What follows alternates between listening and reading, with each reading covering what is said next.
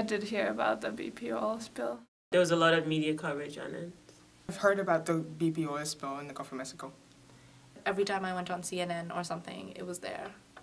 First, though, the latest. The oil's coming ashore. Let's take a look at some live pictures. BP has taken full responsibility. 5 oiled birds. CNN's David Mattingly here in Venice, Louisiana. So I know whose ass to kick. Now, this is day 50 of the leak.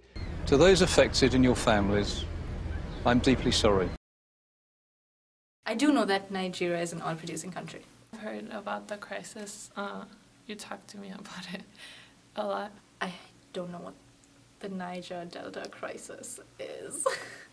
I have heard of the Niger Delta crisis. I think through you. I'd love to know more about the crisis. To deny a people the right to self-determination for well on 100 years is to subject them to slavery. While crude oil might no longer have been flooding into the Gulf of Mexico, chances are quite good that at that very moment oil was spilling on the other side of the Atlantic Ocean. Oil spills occur in Nigeria just about every day. And we're not talking about small spills. Environmental groups estimate that almost 600 million gallons of oil have spilled into the Niger River Delta in the last 50 years since oil was first struck there. Well, Amnesty International estimates that the equivalent of an Exxon Valdez-size oil spill has occurred in the Niger Delta every year for the last 50 years. And much of that spilled oil has never been cleaned up, leaving undrinkable water and dying wildlife in its wake. Now, BP has set up a $20 billion compensation fund for fishermen and others affected in the Gulf of Mexico, but there are no comparable funds in Nigeria. It's weird that I didn't know about this. The reasons behind the Niger Delta crisis and the BP oil spill were not the same. This is not a mistake that's, that happened over a day, a month, or a year. This is the Niger Delta crisis, something that's been happening for several years and, hasn't been covered in the media. The United Nations says this is just one of the places where decades of devastating environmental damage and pollution has been caused by the oil company Shell. The report reveals the impact on economic, social, cultural rights, on the right to food, the right to water, the right to health. I lost the entire community and the workers who were working here too. All of them are redundant, and because they can't go to fish. Now, as you see, all the whole place where there were fish, no fish, all the ecosystem, all is there.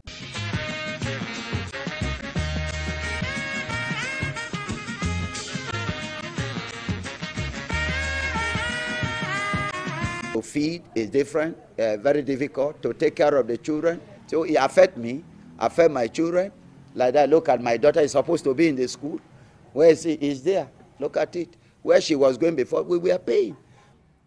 The only difference is the people who it was affecting. So over here, it's the Nigerians who don't have as much clout as like American citizens do, and so it just seems like that makes the whole situation even worse. So it's the same thing that's happening, but since it's affecting different people, that's going to determine how much media coverage something gets, which is so ridiculous. To take away the resources of a people and refuse to give them anything in return is to subject them to slavery.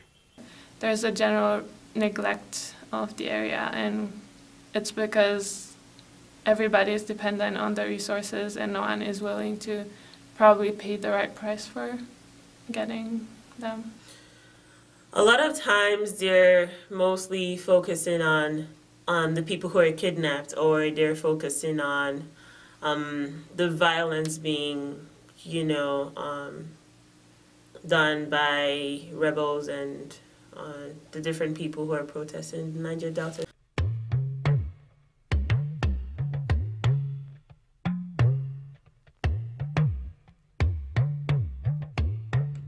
Even the women will carry weapons.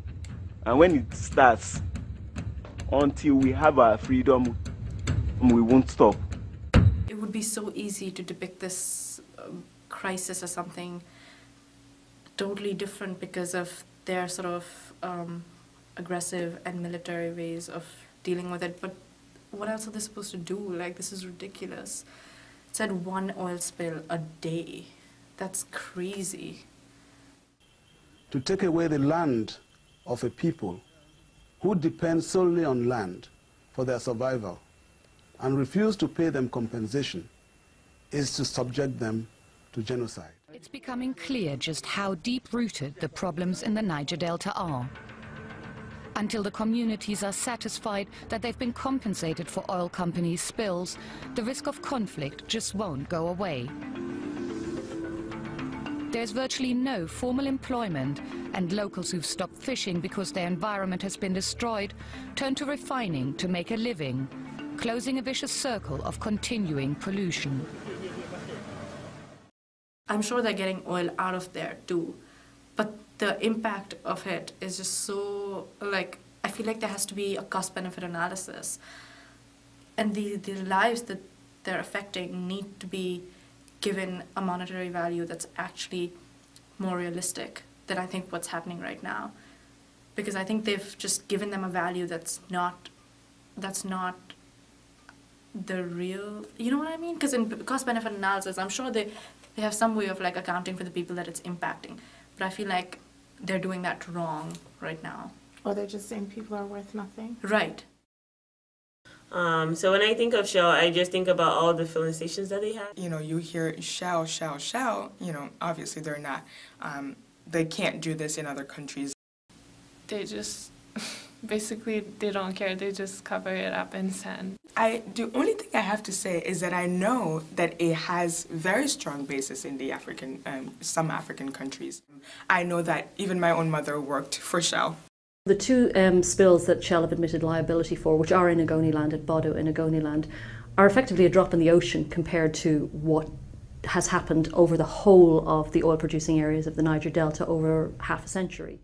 Shell only brought poison and poverty. The oil pipe leaks and the fish died and no one cleans it up. Now the air smells of petrol. Huge gas flares light the sky and mommy got very ill.